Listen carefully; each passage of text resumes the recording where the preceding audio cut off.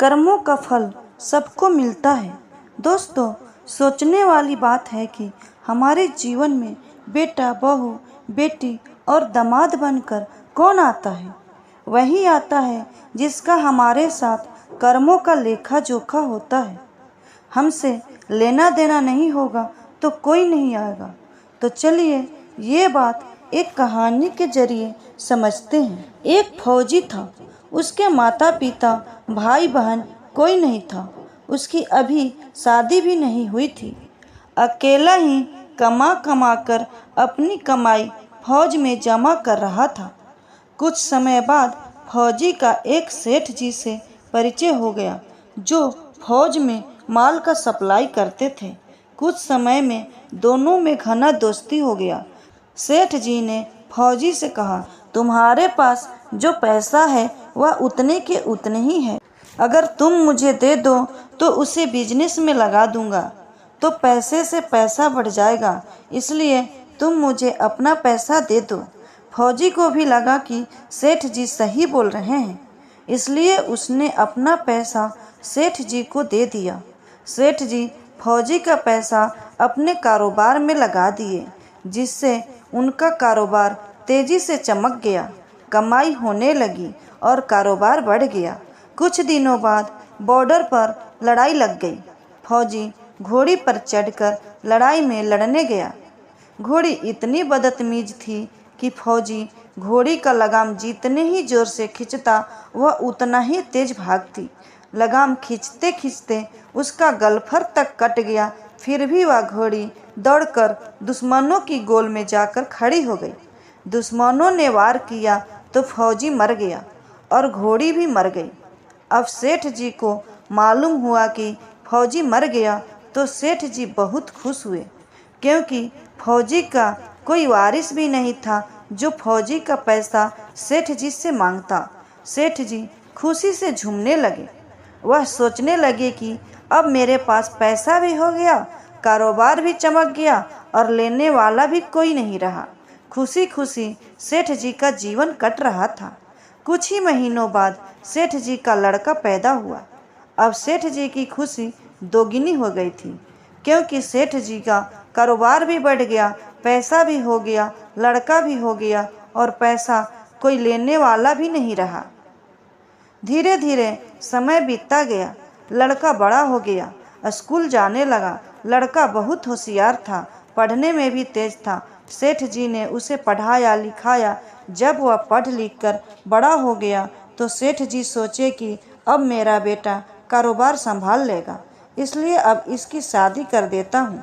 1 महीने के बाद सेठ जी अपने बेटे की धूमधाम से शादी कर दिए।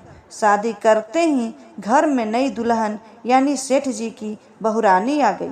सेठ जी सोचे कि बेटे की शादी हो गई, अब बेटा कारोबार संभालेगा, लेकिन होने को तो कुछ और ही मंजूर था। सेठ जी के बेटे की तबीयत बिगड़ गई। सेठ जी डॉक्टर के पास, हकीम के पास, वैद्य के पास दौड़ रहे हैं। वैद्य जी दवा दे रहे हैं, दवा खिला रहे हैं, लेकिन दवा का असर ही नहीं हो रहा है। बीमारी बढ़ती ही जा रही है। पैसा बर्बाद हो रहा है, लेकिन बीमारी ठीक ही नहीं हो रही है। बीमारी बढ़ती ही जा रही है, पैसा लगता ही जा रहा है। अंत में डॉक्टर ने कह दिया कि लाइलाज बीमारी हो गया है, इसको अब असाध्य बीमारी हो गया है, अब आपका बेटा 2 दिन में मर जाएगा। डॉक्टर के जवाब देने पर सेठ जी रोते हुए अपने बेटे को लेकर घर आ रहे थे। रास्ते में एक आदमी मिला। सेठ जी से कहा, अरे सेठ जी क्या हुआ, बड़े दुखी लग रहे हैं। सेठ जी ने कहा, मेरा बेटा जवान हो गया था, मैंने सोचा बुढ़ापे में हमारा मदद करेगा, लेकिन अब यह शादी होते ही बीमार हो गया। मैंने इसकी बीमारी में बहुत ज़्यादा पैसा लगा दिया, इसने जितना मांगा उतना दिया, लेकिन आज डॉक्टर ने जवाब दे दिया कि यह अब बचेगा नहीं, असाध्य रोग हो गया है, अब ले जाओ घर, 2 दिन में मर जाएगा। आदमी ने कहा, अरे सेठ जी, तुम क्यों दिल छोटा कर रहे हो? मेरे पड़ोस में एक वैद्य जी हैं, ऐसा दावा देते हैं कि 2 रुपया की पुड़िया खाकर मुर्दा भी उठकर खड़ा हो जाता है। जल्दी से तुम वैद्य जी के दवा ले आओ। सेठ जी दौड़कर गए। 2 आने की पुड़िया लेकर पैसा दे दिया।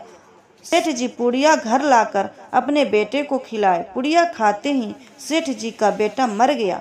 बेटे के मरने के बाद सेठ जी फूट फूट कर रोने लगे। सेठानी भी रोने लगी। बेचारी नई बहुरानी का तो रो रो कर बुरा हाल हो गया। गांव वाले भी अपने आंसू को रोक नहीं पाए। गांव में शोर मच गया कि सेठ जी और बहुरानी की कमर जवानी में ही टूट गई। सब लोग रो रहे हैं। तभी एक महात्मा जी वहां आए। उन्होंने कहा, भाई क्यों रोना धोना? लोग बोले, सेठ जी का एक ही बेटा था, वो भी भगवान को प्यारे हो गया, इसलिए सब रो रहे हैं। महात्मा सेठ जी से बोले, सेठ जी रोना क्यों? सेठ जी बोले, महात्मा जी, जिसका जवान बेटा मर गया हो वह रोएगा नहीं तो क्या करेगा? महात्मा सेठ जी से बोले, उस दिन तो आप बहुत खुश हो रहे थे। सेठ जी बोले, किस दिन? जिस दिन कारोबार के लिए पैसा मिला था। सेठ जी बोले, हाँ, कारोबार के लिए पैसा मिला था तो खुशी तो थी ही। महात्मा, अरे उस दिन तो आपकी खुशी का ठिकाना नहीं था। सेठ जी, किस दिन? महात्मा, अरे जिस दिन फौजी मारा था। सोचे कि अब तो पैसा देना नहीं पड़ेगा, माल बहुत हो गया, कारोबार भी चमक गया और अब फौजी का पैसा देना भी नहीं पड़ेगा, इसलिए उस दिन तो बहुत खुश थे। सेठ जी, हाँ महात्मा, खुश तो था। महात्मा, और उस दिन तो आपकी खुशी का ठिकाना ही नहीं था, पता नहीं कितनी मिठाइयाँ बट गई थी। सेठ जी, किस दिन? महात्मा, अरे उस दिन जिस दिन बेटा पैदा हुआ था। सेठ जी, महाराज, लड़का पैदा होता है तो सब कोई खुश होता है, तो मैं भी खुश हो गया, तो क्या हो गया? महात्मा, उस दिन तो खुशी के मारे आपके पैर जमीन पर नहीं पड़ रहे थे। सेठ जी, किस दिन? महात्मा, अरे जिस दिन बेटा ब्याहने जा रहे थे। सेठ जी, महात्मा, बेटा ब्याहने तो जो भी जाता है खुश हो जाता है, हर आदमी खुश होता है, तो मैं भी खुश हो गया। महात्मा, जब इतनी बार खुश हो गए तो जरा सी बात के लिए रो क्यों रहे हो? सेठ जी, महाराज, जरा सी बात है, मेरा जवान बेटा मर गया और आपको जरा सी बात लग रही है। महात्मा, अरे सेठ जी, वही फौजी बेटा बनकर आ गया। पढ़ने लिखने, खाने पीने, पहनने ओढ़ने, शौक श्रृंगार में जितना लगाना था लगाया, ब्याज दर ब्याज अपने इलाज में लगाकर डॉक्टरों को दिलवा दिया, और जब 2 आने पैसे बच गए तो वह वैद्य जी को दिलवा दिया और पुड़िया खाकर चला गया। अब कर्मों का लेन देन पूरा हुआ। इस पर सेठ जी ने कहा, महात्मा, हमारे साथ तो कर्मों का लेना देना था, हमारे साथ तो जो होना था वो हुआ, लेकिन मेरी बहू की क्या गलती? जवानी में ही उसको धोखा देकर उसको विधवा बनाकर रोने के लिए छोड़कर चला गया। उसकी क्या गलती थी जो उसको जवानी में ही ऐसी सजा मिली? उसने कौन सा गुनाह किया है? महात्मा जी बोले, यह वही घोड़ी है जिसने फौजी को जवानी में धोखा दिया, दुश्मनों के बीच जाकर खड़ी हो गई, जिससे फौजी मारा गया, इसलिए फौजी ने भी उसको जवानी में ही धोखा दे दिया। दोस्तों, वेद शास्त्रों, पुराणों एवं साधु संतों का भी यही कहना है कि यह संसार कर्मों का लेखा जोखा है।